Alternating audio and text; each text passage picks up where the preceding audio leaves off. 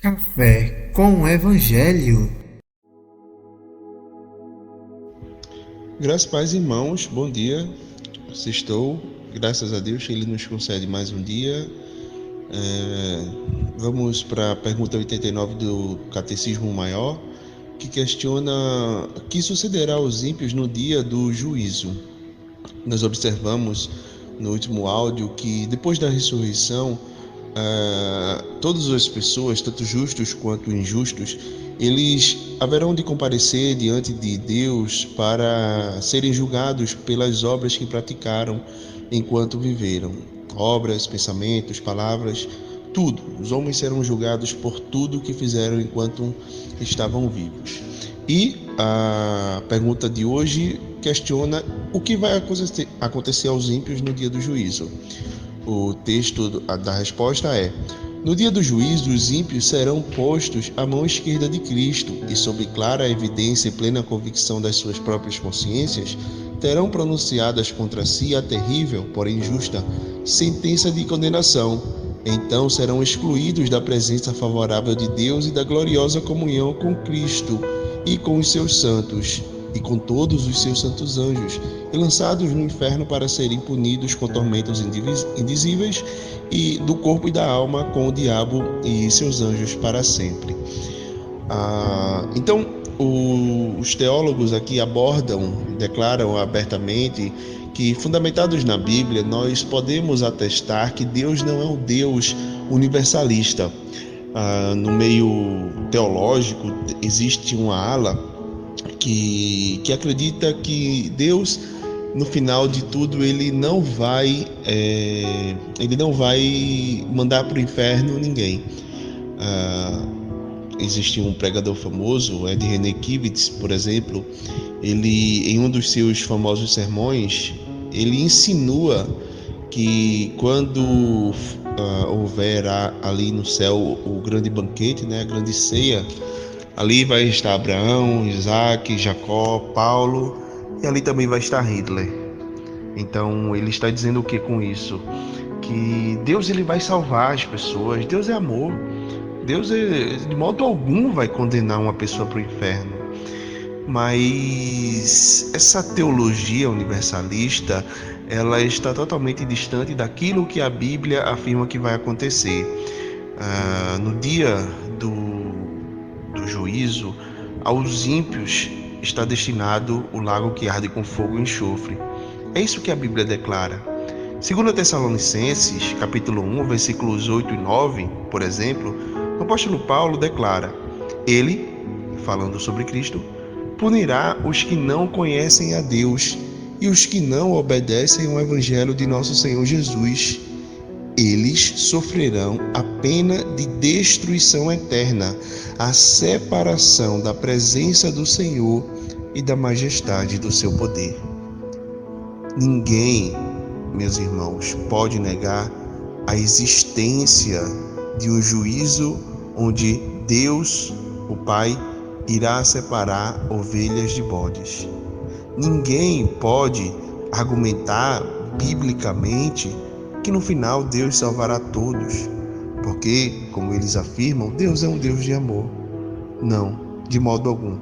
A Bíblia fala clara e abertamente que ímpios serão condenados. E o que isso implica a nós, os que cremos? Em primeiro lugar, dá louvor e graças a Deus, porque em sua misericórdia Ele nos salvou e nos livrou dessa eterna condenação. Em segundo lugar, como crentes em Cristo Jesus, precisamos levar o Evangelho ao maior número de pessoas, para que o maior número de pessoas escape dessa condenação vindoura. Não podemos, de modo algum, deixar oculto o Evangelho de Cristo Jesus, o meio de salvação que Deus disponibilizou aos homens, dessas pessoas que estão destinadas, que estão caminhando para o inferno. Então, precisamos orar para que Deus livre a nós, livre os nossos familiares, livre os nossos vizinhos, livre a nossa nação deste dia terrível. Porque, conforme diz Hebreus, Terrível coisa é cair nas mãos do Deus vivo. O juízo final é uma realidade que ninguém pode alterar e que ninguém pode questionar. Que Deus nos dê graça para que nós perseveremos e de modo algum nos encontremos com Ele do lado dos bodes. Deus abençoe.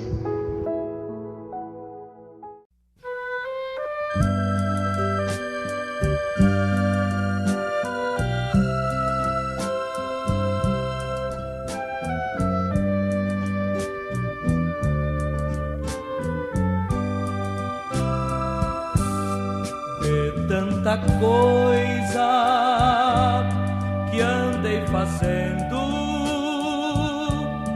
de quase todas me arrependi, mas houve uma especial,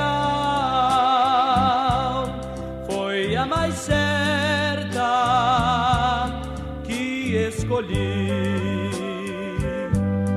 A melhor coisa que eu já fiz em toda minha vida, salvou-me por triz em aceitar Jesus. Sinceramente foi a melhor coisa que eu já fiz.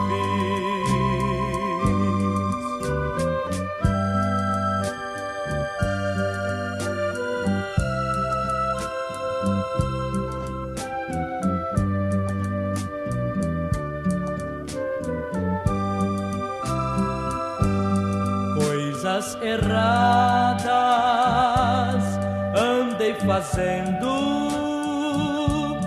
na condição